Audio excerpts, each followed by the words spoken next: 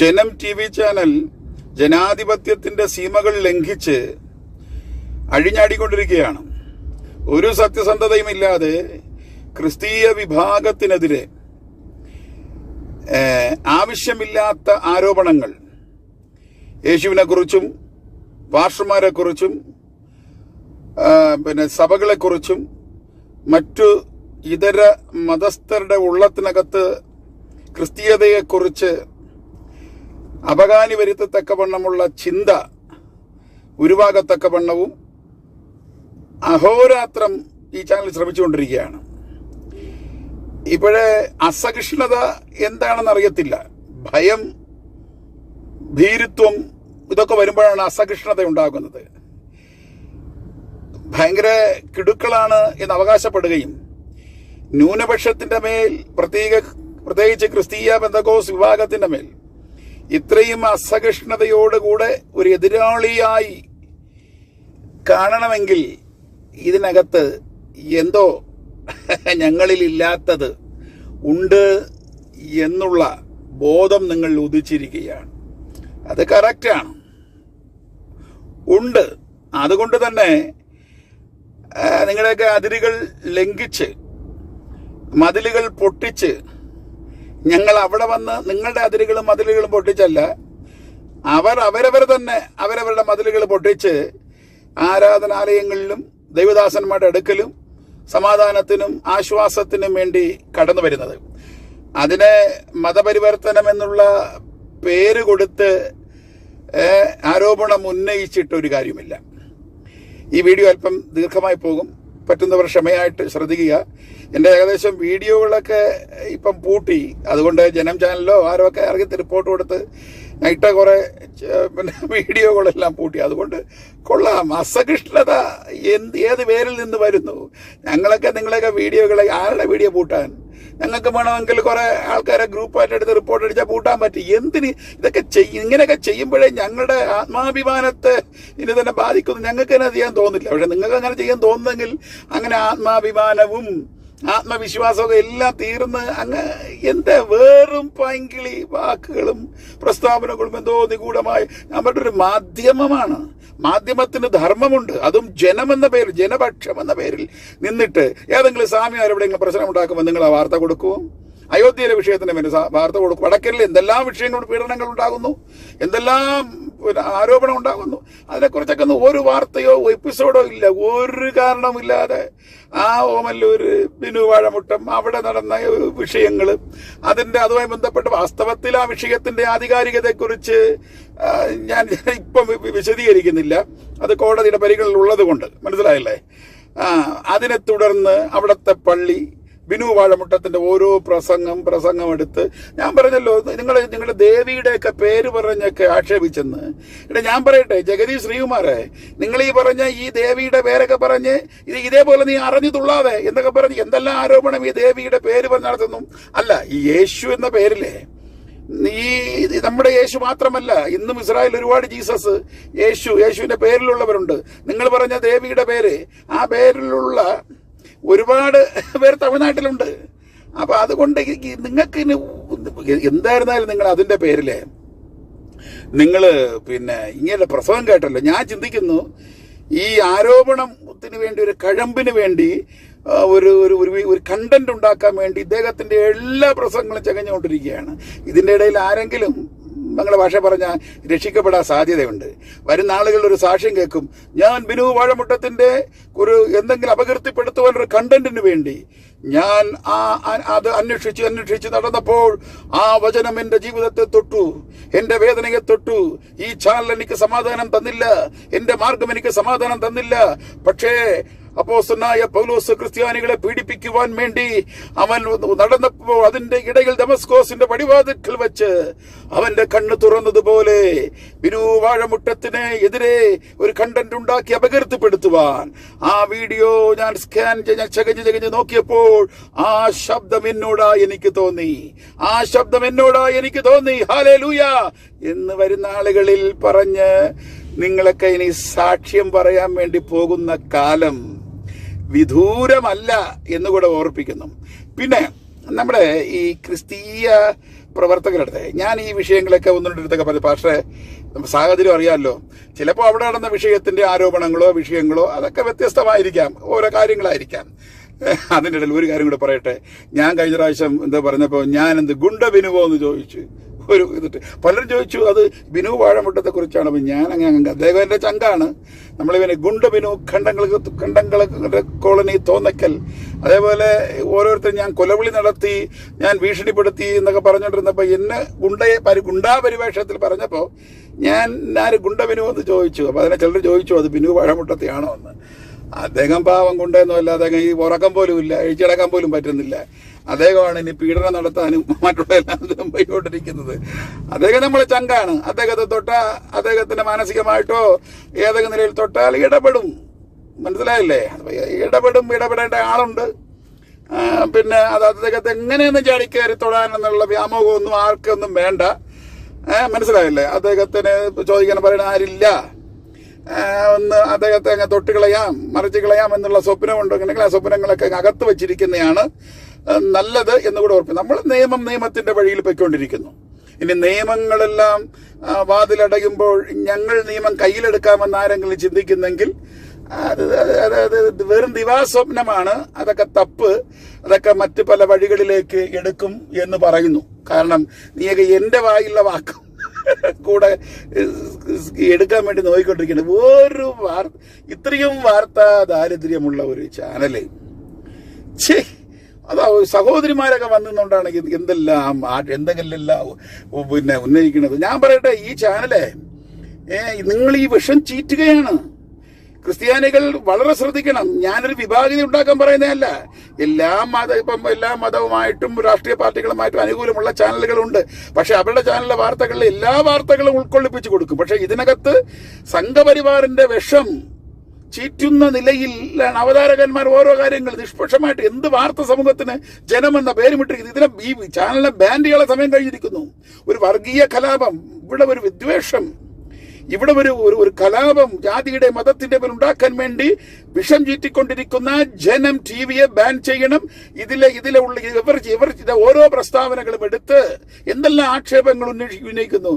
ബിനു വാഴമുട്ടത്തെ തെമ്മാടി എന്ന് വിളിക്കുന്നു, എന്തെല്ലാം ദുഷ്പേരുകൾ പറഞ്ഞ് വിളിക്കുന്നു. അതേപോലെ ഈ യേശുവിനെ കുറിച്ച് കളിയാക്കി യേശു മനുഷ്യനെ പിടിക്കുന്നവനാകുമെന്ന് അത് ബൈബിൾ കൺസെപ്റ്റിൽ പറഞ്ഞത് ആ അർത്ഥത്തിൽ ഉള്ളവന് മാത്രമേ മനസ്സിലാകത്തുള്ളൂ. ഏത് പരിവേഷം വന്നു അതിനെ എടുത്തുകൊണ്ട് യൗമാരെ പിടിക്കാൻ വേണ്ടി നടക്കുന്ന മതപരിവർത്തനം എന്ന പരിവേഷം കൊടുത്ത് ഏതെങ്കിലും ഒരു വാക്ക് ഏതെങ്കിലും ഒരു പദം കിട്ടിയാൽ അതിലൂടെ പിടിച്ചുകൊണ്ട് കേസ് കൊടുക്കുക. എന്നിട്ട് പോലീസ് അവന്മാരെ അറസ്റ്റ് ചെയ്തില്ലെന്ന് പരാതി പറയുക. ഇത്രയും കേസുകൾ കൊടുത്തു, ഇത്രയും കാര്യങ്ങൾ കൊടുത്തു, എന്നിട്ട് പോലീസ് എന്ത് കേസ് കൊടുത്തു? ഇത് കേസ് കൊടുത്തതിന്റെ കണ്ടന്റ് എന്താണ്? പോലീസുകാർ വരെ തന്നെ ഇപ്പൊ തൃശങ്ക് ശോകത്തിൽ ഏത് കേസ് എന്തിനൊക്കെ പറയുന്നു, ഇന്നലെ പരാതി പറയുന്നു, സാർ ഇവരെന്നെ നുള്ളി, സാർ ഇവരെന്നെ ഉള്ളി എന്ന് നേഴ്സറിയിലെ പിള്ളേർ പറയുന്നത് പോലെ. നീയൊക്കെ ചീറ്റുന്നു. പക്ഷെ പ്രബുദ്ധരായ ഹിന്ദുജനം ഹിന്ദുജനം തന്നെ അവഞ്ഞെടുത്തല്ല. നിങ്ങളൊക്കെ ചിന്ത പണ്ട് ഈ ശബരിമല വിഷയത്തിലെ ഗോൾഡൻ ചാൻസ് അത് എറിച്ചില്ല. കാരണം ആര് അതിനെ പൊട്ടിച്ചു കളഞ്ഞു? ഇവിടുത്തെ പ്രബുദ്ധരായ ഹൈന്ദവ സഹോദരങ്ങൾ തന്നെ പൊട്ടിച്ചു കളഞ്ഞു. അതുകൊണ്ട് ജനം ടിവിയുടെ ഈ തരത്തിൽ ഇങ്ങനെ ഉണ്ടാക്കിയിട്ട് ഞങ്ങളുടെ ദേവിയെ അല്ലെങ്കിൽ ഞങ്ങളുടെ മതത്തെ എന്നൊക്കെ പറയുമ്പോൾ ഹൈന്ദവ സഹോദരങ്ങൾ അങ്ങ് ഇളകുമെന്നൊരു ചിന്തയുണ്ട്.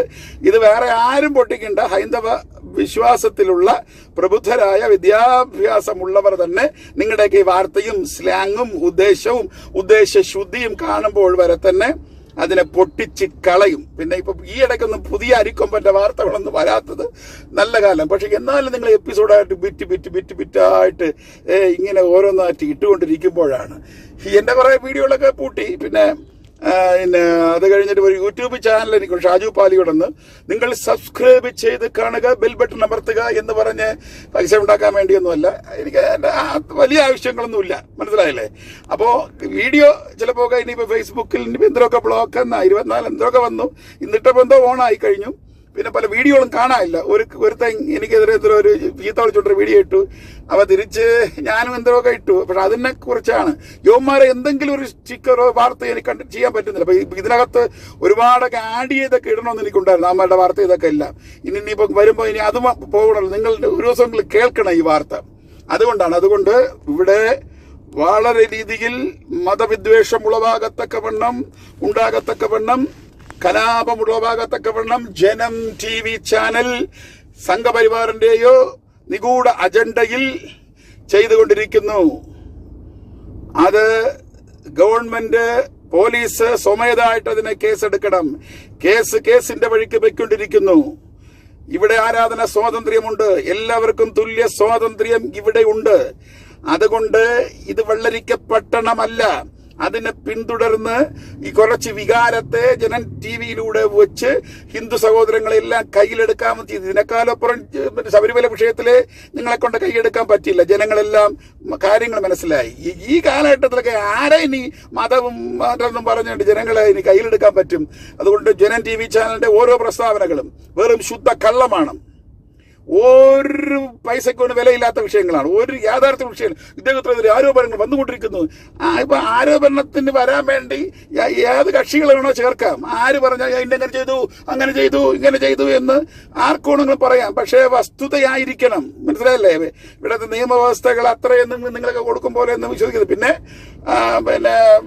ഇതിന്റെയൊക്കെ പശ്ചാത്തലത്തിൽ ഹൈക്കോടതിയിൽ കൊടുക്കേണ്ടിടത്തൊക്കെ ചാനലിനുമായിട്ട് ബന്ധപ്പെട്ടുള്ള പരാതികളും ഈയിടയ്ക്കായിട്ടൊക്കെ പോകുന്നുണ്ട്. അപ്പൊ അതുകൊണ്ട് ഈ ചാനലിന്റെ ഈ ചീറ്റലുകൾ വെച്ച് മതിയാക്കണം. പിന്നെ നമ്മുടെ ഈ ക്രിസ്തീയ പാസ്റ്റർമാരും പുരോഹിതന്മാരുടെ ഞാൻ പലയിടത്തൊക്കെ ഫോൺ ചെയ്തൊക്കെ പറഞ്ഞു, ഇത് നമ്മളുടെ ഒരു ദൈവദാസ് അവിടുത്തെ ഒരു വിഷയമുണ്ട്. അപ്പോൾ അദ്ദേഹത്തെ കുറിച്ചൊക്കെ പല കാര്യങ്ങളൊക്കെ കേൾക്കുന്നു. അപ്പൊ നിങ്ങൾക്ക് ചിലപ്പോൾ അദ്ദേഹത്തിന്റെ ആരാധനയോ അന്യഭാഷയോ ഭൂതശാന്തിയോ ഒക്കെ ഇഷ്ടമില്ലായിരിക്കാം. അത് എല്ലാവർക്കും എല്ലാ ക്രിസ്തീയ മനുഷ്യനാണോ? രാഷ്ട്രീയത്തിൽ ഉണ്ടെങ്കിൽ ഒരു രാഷ്ട്രീയത്തിൽ ഉണ്ടെങ്കിൽ തന്നെ പല ചിന്താഗതികളുണ്ട്. ഒരു സഭയിൽ തന്നെ പെന്തക്കോസായിരുന്നാലും എല്ലാ സഭകളും ഡിവിഷൻ മനുഷ്യനുള്ളിടത്തുണ്ട്. അതേപോലെ പെന്തക്കോസ് സഭകളിലുമുണ്ട്. അദ്ദേഹത്തിന്റെ വിശ്വാസം, ആരാധന ശൈലിയൊക്കെ എല്ലാവർക്കും യോജിക്കപ്പെടണമെന്നില്ല. അപ്പൊ യോജിക്കാത്ത വിഷയങ്ങൾ അങ്ങനെ ഇരിക്കട്ടെ, പക്ഷെ യോജിക്കുന്ന വിഷയങ്ങളുണ്ട്. ഇപ്പൊ നമ്മുടെ ഇന്ത്യൻ മഹാസഖ്യം പല പാർട്ടികൾ DMK, കമ്മ്യൂണിസ്റ്റ്, കോൺഗ്രസ്, ഇവിടെ ഈ കീരിയും പാമ്പും അവിടെ ഒന്നായിരിക്കുന്നു. കാരണം എന്താണ്? ജനാധിപത്യത്തിൽ വരുന്ന യോജിക്കുന്ന വിഷയങ്ങളിൽ അവർ യോജിക്കുന്നു, ബാക്കിയുള്ള വിഷയം വീടിച്ചിരിക്കുന്നു ഒരു വിഷയം വരുമ്പോൾ. അതുകൊണ്ട് ക്രിസ്തീയ പ്രവർത്തകർ നാളെ നിങ്ങളുടെ വീടിന്റെ അരികിലും നിങ്ങളുടെ പള്ളിയുടെ അരികിലും ഇത് വരാതിരിക്കുവാൻ നിങ്ങൾ ഏത് ആരാധന ഇതാണോ യോജിക്കണം. ഒരുത്തർ കെന്നഡി എന്ന് വരുത്തി അവന് വേറെ വിവരം. വാസ്തവത്തിൽ എനിക്ക് പരിതാപമാണ്. കാരണം അവന്റെ ഉള്ളിൽ സത്യം എന്തെന്ന് അറിയാം, പക്ഷെ അവൻ നിർബന്ധിക്കപ്പെടുന്നു. കാരണം അകത്തൊന്നും പറയുന്ന ഒന്നും വാസ്തവത്തിൽ ഇതൊരു ശാരീരിക അസ്വസ്ഥതയെ കൊണ്ടുവരും. എന്ന് പറഞ്ഞാൽ നമ്മുടെ മനസ്സാക്ഷി ഒന്ന് പറയും, പക്ഷേ വേറൊന്ന് പറയാൻ നിർബന്ധിക്കപ്പെടും. ഇത് രണ്ടിന്റെ ഇടയിലുള്ള സമ്മർദ്ദം വരികയാണെങ്കിൽ ഹൈപ്പർ ടെൻഷൻ, BP വരാൻ സാധ്യതയുണ്ട്. അദ്ദേഹത്തിന് മാത്രമല്ല ആരായിരുന്നാലും മനസാക്ഷി എന്തായിരിക്കുന്നു അതേപോലെ ആയിരിക്കണം നമ്മുടെ ശബ്ദം. അകം പുറം ഒന്നായിരിക്കണം. ഇത് രണ്ടും രണ്ടാണെങ്കിൽ ഉടനെ BPയും പല മാനസിക വൈകല്യങ്ങൾ വരുവാൻ സാധ്യതയുണ്ട്. അദ്ദേഹം മാവന്മാരുടെ കുഴലൂത്തുകാരനായിട്ട് വളരെ പരിതാപമായിരിക്കുകയാണ് അദ്ദേഹത്തിന്റെ ഈ അവസ്ഥകളും. അതുകൊണ്ട് യോജിക്കാൻ പറ്റുന്ന വിഷയങ്ങളിൽ ക്രിസ്ത്യാനികൾ യോജിച്ച് മറ്റു മതക്കാരെ വാളെടുക്കാൻ വേണ്ടിയല്ല. ഇങ്ങനെയുള്ളൊരു സാഹചര്യത്തിൽ യവന്മാരുടെ നിഗൂഢ അജണ്ടയെ മനസ്സിലാക്കിയിട്ട് കൈകോർത്ത് പ്രാർത്ഥിക്കുവാൻ ദൈവമക്കൾ ഒരുക്കപ്പെടണം. അല്ലാതെ ഞാൻ ചിലരുടെ ചോദിച്ചപ്പോൾ അങ്ങേരുടെ ഭാഗത്തും കുറ്റമുണ്ട്, അതൊക്കെ നല്ല ഒരു ലക്ഷണമല്ല അത്. മനസ്സിലായില്ലേ? ഇപ്പൊ ഞാൻ അദ്ദേഹത്തിന് ഈ പറയുന്ന എല്ലാ കുറ്റമുണ്ടെന്നിരിക്കട്ടെ, നിങ്ങൾ പ്രസംഗിക്കുന്ന മാർഗം എന്താണ്? ശമരിയാക്കാരൻ മുറിവേറ്റവനായി ഒരു വഴിയോരത്തിൽ കിടന്നു. അപ്പൊ മുറിവേറ്റവനായി കിടന്നവനെ ഞാൻ മുറിവാ അവിടെ കിടകെ എന്ന് പറഞ്ഞതല്ല സന്ദേശം. അവന് മരുന്നും എണ്ണയും കൊടുത്ത് എത്തേണ്ട ഇടത്ത് എത്തേണ്ട സ്ഥലത്ത് എത്തിച്ച് അവൻ റെസ്പോൺസിബിലിറ്റി ചെയ്തു. അതായിരിക്കണം ക്രിസ്തീയ മാർഗം. ഇന്ന് എത്ര എണ്ണം അങ്ങനെ ചെയ്യുന്നുണ്ട്? ക്രിസംഗികളും സംഘപരിവാറിന്റെ കുഴലൂത്തുകാരായി മാറിക്കൊണ്ടിരിക്കുന്നു. അതുകൊണ്ട് ഞാൻ ഇന്ന് ഹൈന്ദവ സഹോദരങ്ങൾക്കെതിരെയല്ല സംസാരിക്കുന്നത്. ഇന്ന് എല്ലാ മതത്തിനകത്തും ആ മതത്തിന്റെ അടിസ്ഥാന ഉപദേശങ്ങൾക്കെതിരെ നിന്നുകൊണ്ട്, ജനാധിപത്യത്തിന് എതിരെ നിന്നുകൊണ്ട് പ്രവർത്തിക്കുന്ന ഈ നിഗൂഢ ശക്തികളെ തിരിച്ചറിയണം. അതിന്റെ കുഴലൂത്തുകാരായി ജനം TV ചാനൽ ഇപ്പോൾ മാറിക്കൊണ്ടിരിക്കുകയാണ്. ഏത് വിധേനെങ്കിലും ഏവന്റെങ്കിലും ഒരു വാക്കിന് പുറകെ നടന്നെടുത്തുകൊണ്ട് അതിനെടുത്ത് നിയമം ഇങ്ങനെയാണ് എന്ന് പറഞ്ഞിട്ട് ഇവരൊക്കെ ഈ വാക്കുകൾ ഇപ്പോൾ കിട്ടിയ വാർത്ത ആരോ പ്രസവിക്കാൻ പോകുന്നു എന്നുള്ള ഭാവത്തിലൊക്കെയാണ് ഇവരുടെയൊക്കെ ഇവന്റെയൊക്കെ ഓരോ പ്രസ്താവനകളെല്ലാം. എന്തോ ഒരു വാർത്ത പോലെ. ഇടയിൽ അതൊക്കെ റിപ്പോർട്ടറോ മനോരമയിലുള്ളവരോ പറഞ്ഞു, ഷാനിയോ മറ്റാരെങ്കിലും അരുൺകുമാറൊക്കെ പറഞ്ഞു കഴിഞ്ഞാൽ അതൊരു കേൾക്കാൻ ഒരു സുഖം. അതിന്റെ കോപ്പി അടിച്ചുകൊണ്ട് നീയൊക്കെ പറഞ്ഞ് ആര് കേൾക്കാൻ പോകണം? ഇവിടെ എന്നെ കുറേണ്ണ ഫോൺ വിളിച്ചിട്ട് നിനക്ക് വേറെ പണിയൊന്നുമില്ലേ? അവനൊക്കെ മല എന്നൊക്കെയാണ് വിളിക്കുന്നത്. പണിയൊന്നുമില്ല.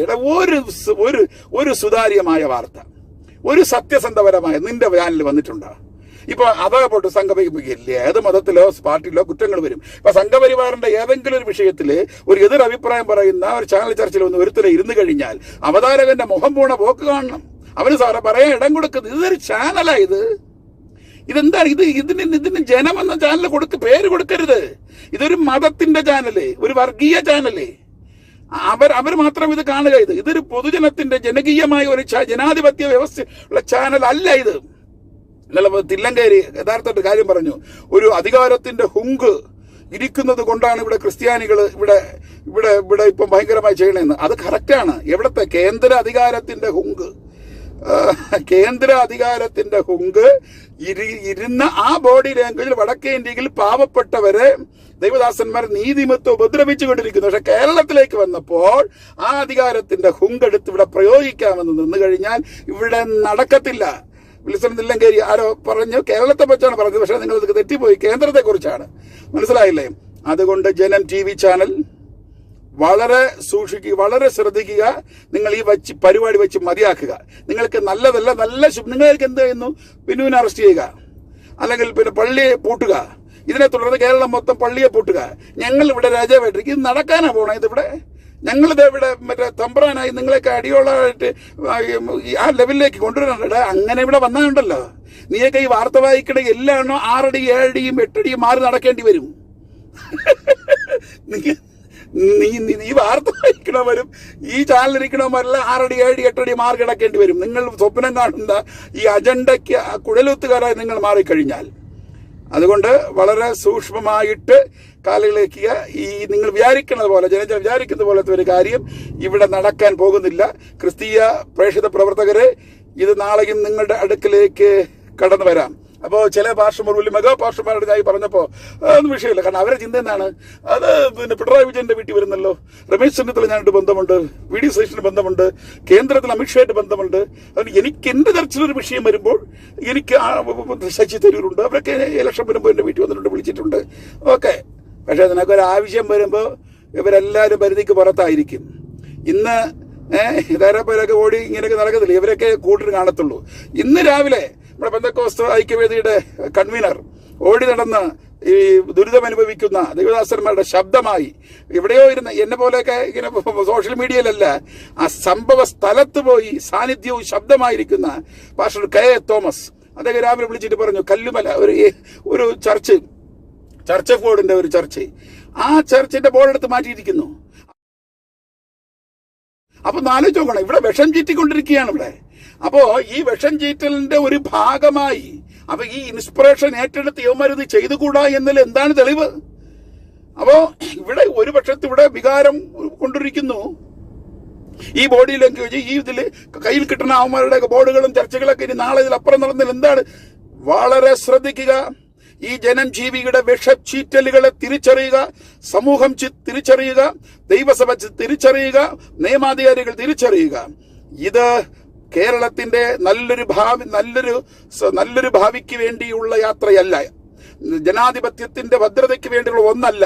ജനാധിപത്യത്തെയും ബഹുസ്വരതയെയും തകർക്കത്തക്കവണ്ണം സംഘപരിവാർ അജണ്ടയോടുകൂടെ വർഗീയ രാഷ്ട്രം സ്ഥാപിക്കത്തക്കവണ്ണം അവരുടെ മനസ്സിനകത്തിട്ടിരിക്കുന്ന അജണ്ടയുടെ ആ ബഹിർസ്ഫുരണമായിട്ടുള്ള സാമ്പിൾ വെടിക്കെട്ടായി വിനു വാഴമുട്ടത്തിന്റെ വിഷയത്തെ പെരുപ്പിച്ച് കാണിച്ച് അവിടെ വിഷയമുണ്ടാക്കി അതിനെ കേരളം മുഴുവനും സ്പ്രെഡ് ചെയ്യിപ്പിക്കാമെന്ന് ഈ ചാനലും സംഘികളും കൂടെ ശ്രമിച്ചാൽ അത് ആരുടെയൊക്കെ മറന്നുപോയി ദിവാസ്വപ്നമായിരിക്കും എന്ന് മാത്രം ഞാൻ പറയുന്നു.